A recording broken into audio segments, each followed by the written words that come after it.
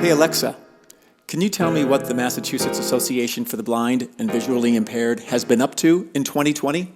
I have been impressed with the way they were able to pivot, reimagine, and create programs that continue to serve blind adults. It is in part to funders such as the Gibney Family Foundation that has allowed MADV to do this. It is my pleasure to introduce Sassy Outwater Wright, MADV's Executive Director. There's no one right way to do adjustment to blindness. There's your way, and as you discover what that is, we're going to support you to figure out the best way to implement those strategies. My name is Kyle Robidoux, and I'm the Director of Volunteer Services and Community Planning. So the past year was an interesting one, to say the least.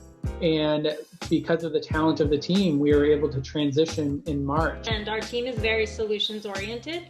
How can we keep going? And we just figured out ways with modifications and whatnot and communications, but we never had to really stop people from volunteering, and through it we've actually developed a whole new telefriend programs. We've pivoted some of our philosophies, with the volunteer program being task and activity based. We recognize the tremendous amount of social isolation that older adults are experiencing during COVID, particularly those who experience vision loss. So we were able to start the telefriend program that was focused more on breaking down that social isolation, the compassion, versus having connections be tasking activity based. During these trying times, we are still able to connect with other organizations, and we have been doing so to help promote our services.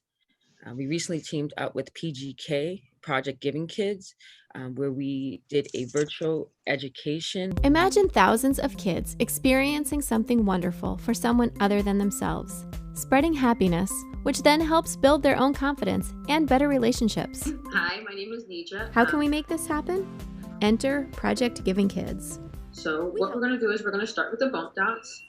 We're going to take the circular neon stickers. Want to show us what they've got so far? Oh, wow. Right. Oh, awesome. Those are great. But we have a volunteer with us today. Her name is Hannah, and she is one of our youth volunteers. I decided to volunteer at Mavi in the summer because I felt like a lot of people needed help during COVID, especially.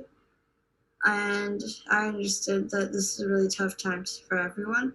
So I wanted to help in a way that I could. And my mom and I, we signed up on Volunteer Match, and we talked to Alexandra.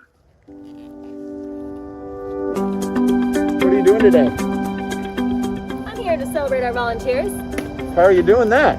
Oh, we're going to give out some tumblers, we're going to give out some gift cards, making a big fanfare of it. Wow. We love our volunteers. They're the heart of our team. We have applied for an MSA grant, and we've also done a partnership with Points of Light, which is a national organization that is all about volunteerism. And that partnership was a service enterprise initiative. So we actually applied and got accepted into this professional development program. Training because we identified an opportunity that we had people who wanted to volunteer with us, but were unable to come to the training. But then when the pandemic happened, it kind of kick-started it. This last survey that they sent out, they got a higher return than ever before. My name is David Brown, and we have over 300 volunteers that we are appreciating every day, not just this one evening. So Kevin has been helping with a lot of activities.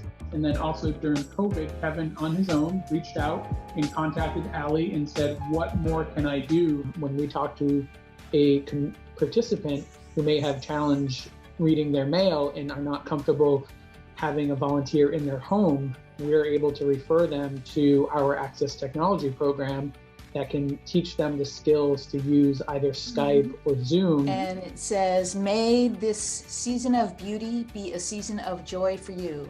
I think this Zoom thing that we're doing, or actually we're using Skype, but I'm so pleased. I mean, I feel like between the two of us, we're pretty savvy to have gotten this all to work so well. We've done some pretty amazing things via Skype. Her helping me with my iPhone and my iPad, even that.